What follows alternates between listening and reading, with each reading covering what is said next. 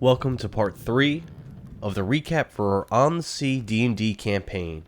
It was a low-level naval campaign, chronicling the adventures of the Golden Tusk pirates as they transported the One Army to the Kingdom of Dovah for war. Ian played the swashbuckling rogue Prince. Brett played the Hexblade warlock Rolan. And Kevin played the monk Vekni. Sometime in the year 6380. Later that night, black hares ascended from the water and attacked one of the smaller Golden Tusk pirate ships. Over on the Bastardsire, Prince convinced Sins to stay in quarters that were in disrepair to be used as his own personal quarters. Prince later tried to use a crate of dynamite to fish off the Bastardsire.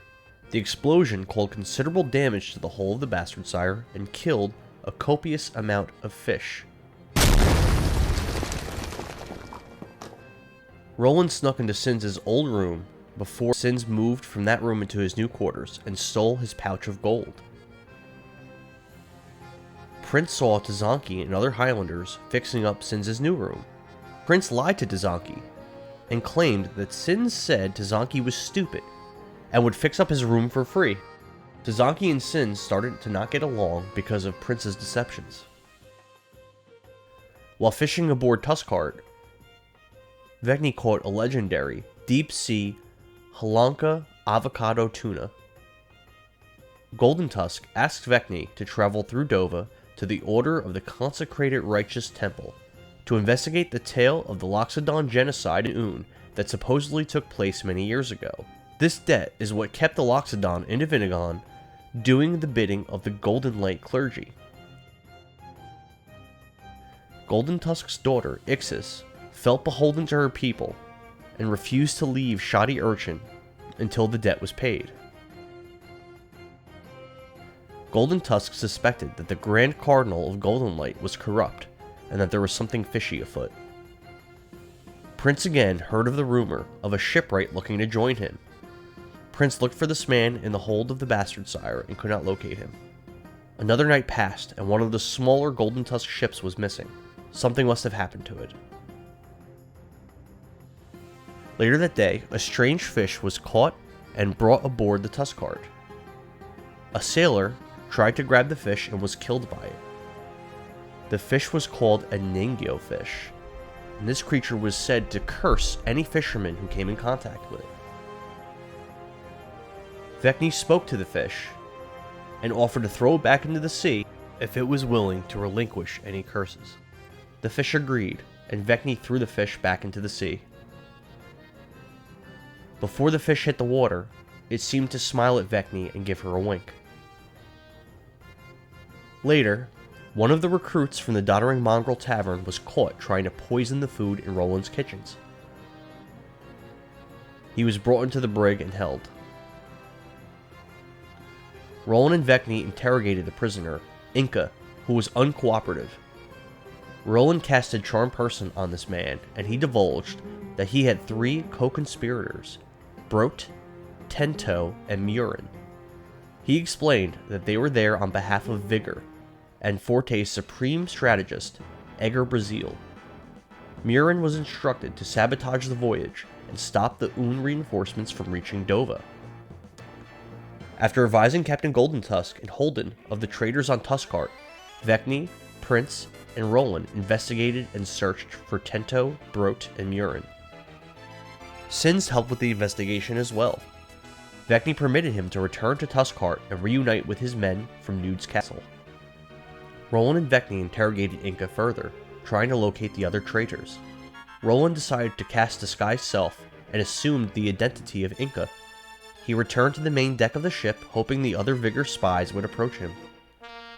After walking the deck for a time, Roland entered the privy, and was followed in by Brot, one of the spies. After a brief conversation, Brot realized something was amiss and attacked Roland. The two men battled, and the fighting spilled out onto the main deck.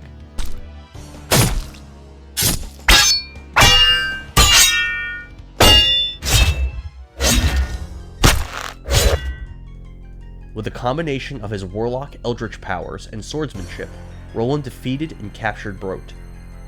The fight ended with Rolan stabbing Brote in the leg, disabling him. Some of the crew transported the injured spy to the brig. Inca was furious one of his partners was captured. After getting descriptions of both men from an interrogation with Brote, Prince and Rolan found Tento hanging out in the mess hall. They convinced him to come with them by offering to provide Tento with more of Rolan's ale and nectar of the sea. As they walked the ship, Rolan told Tento the ale was hidden in the brig. Tento refused to follow, believing Vekni would be angry if he neared the prisoners. When it became apparent Tento would not follow, Prince drew a knife and told Tento he knew he was a traitor and would be going to the brig as a prisoner. Realizing there was no escape, Tento took a deep breath and whispered, "For vigor," before plunging his neck onto Prince's blade, ending his own life, rather than to be taken captive. Shortly after that, to locate Murin, Vekni gathered all the passengers together to search for him. 3 passengers were found that matched Murin's description. They were detained, and 2 were questioned by Vekni, Rolan, Prince, and Captain Golden Tusk in the brig. The 3rd man was released after giving Vekni some satisfactory answers. After questioning the other 2 men, Vekni became concerned that the man they released may have been Murin. She ordered a manhunt aboard Tuskheart. Prince sent out an order to the smaller ships not to approach Tuskheart, then assembled a team to hunt down Murin. The team consisted of Vekni, Rolan, and Sins. There was also a half-dozen Golden Tusk pirates, and Prince himself. As the team searched the hold, they heard a woman's voice emanating from the cargo area, asking for help and sobbing. As they moved in closer, the team heard the voice coming from elsewhere in the ship as well. It sounded like it came from all around them, in fact.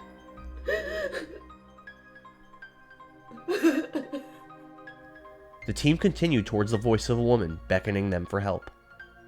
From above, on the main deck of Tuskheart, the sounds of battle could be heard.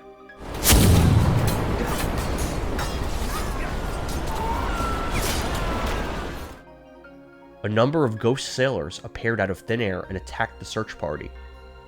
The creatures' attacks seemed to weaken those that they struck.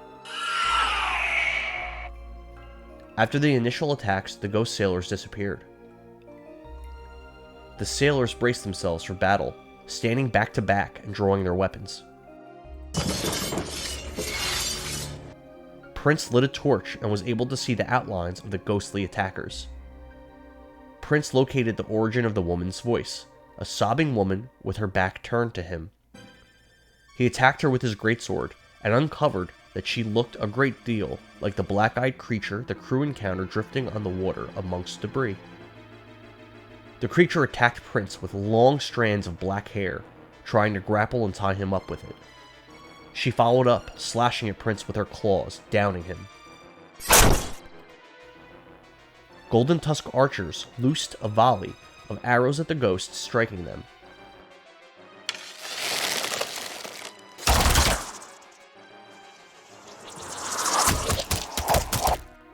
The arrows sunk through the ghastly creatures, dealing little damage to their translucent forms. Vekni lashed out with her whip, striking the beast that felled Prince, but found her attack was not very effective. The creature turned to Vekni and attacked her with long black hairs, damaging the elven pirate. Ghosts swarmed Vekni and Rolan from behind, reaching out for them and sapping some of Rolan's life force. A Golden Tusk pirate sliced through one of the damaged ghosts with a sword. The ghost dissipated, and as it disappeared, it ominously whispered, "You let us die."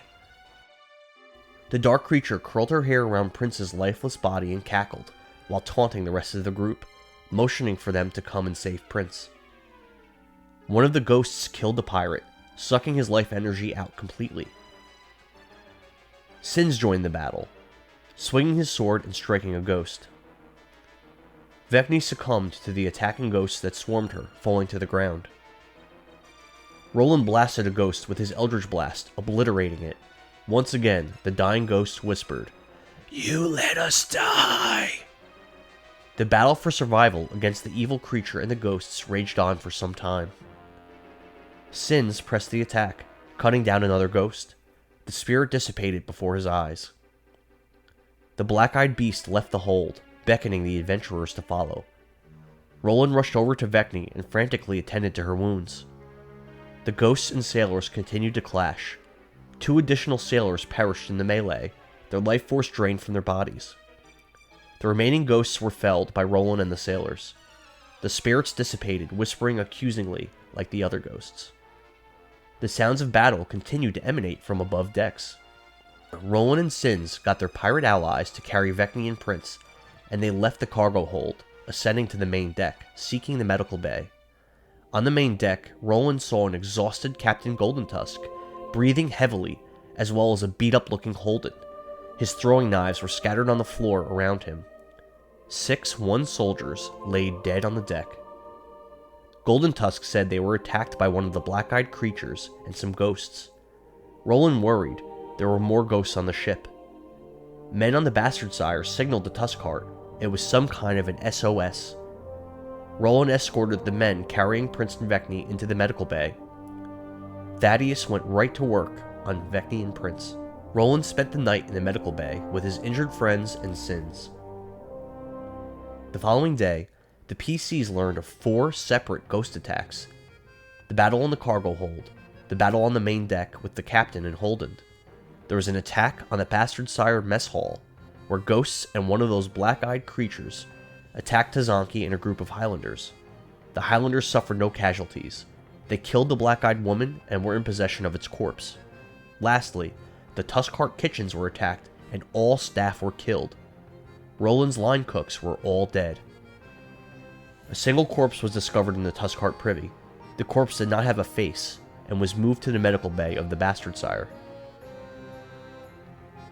Men on Tuskheart started to talk of how Sins bravely won the battle on the hold, as that's what Sins was telling everyone. Vekni spoke to Tazanki about the Highlanders' battle with the ghosts and his fight with a black-eyed woman with hair that grabbed at him. Vekni investigated the creature's corpse. In death, it appeared to have shifted to the shape of a normal human woman. Vekni searched the woman's corpse and found she possessed a locket with a painting inside. The painting was of the woman while still living, standing next to a brawly male pirate. Vekni took possession of the locket. Tazanki said the creature was strong, and he didn't think he could kill 3 of them at once. He mentioned that he killed ghosts during the battle too, but they were weak and he barely paid attention to them. Vekni ordered the creature's corpse burned. Rolan visited the captain's quarters and spoke with Golden Tusk about his battle.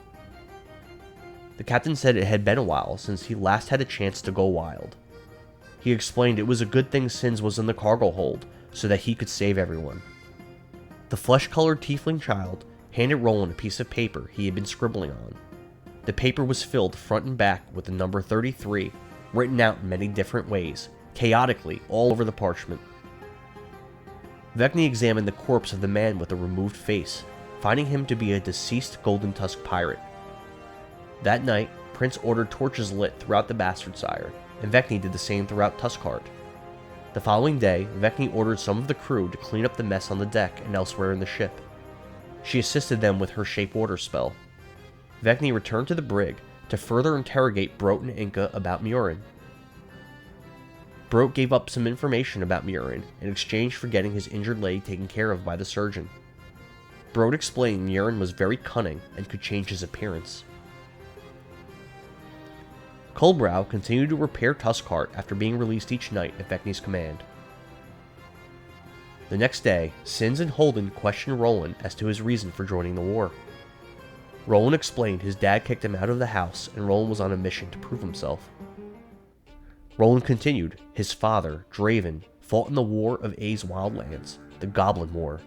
Draven defended the town of Piltover from the Goblin invasion and held the line against their offensive. Many years later, Rolan was with his uncle, Garen, and the Munronian military when they were attacked by kobolds. Rolan was the only survivor, and Draven came to blame Rolan for Garen's death. Back in the medical bay, Thaddeus was unable to determine who the faceless man was after examining him, but observed he had a bull tattoo on his bicep. The man had red hair. The adventurers investigated a bit to determine who possessed such a tattoo. When Rolan spoke with his friend Mackie, he learned all oarsmen on Tuskheart had a tattoo like that. Furthermore, none of the oarsmen were currently missing. There were a total of 20 oarsmen aboard the ship. A short time later, Rolan began to suspect Mackie, who had red hair, was actually Murin in disguise. Rolan saw Mackie head below decks and followed him. After searching around for a bit, Rolan entered the crew quarters and observed a body laying on the floor. The body was a corpse. Mackie's face was draped like a blanket over the body's face area. Rolan lifted the face off, and beneath the skin of Mackie's face was meat and bone, an exposed skull. Rolan surmised Mackie was Murin in disguise, but Murin became spooked and switched bodies. This body was not Mackie's and had a shaved head. Rolan surmised Murin was loose on the ship and disguised as someone else.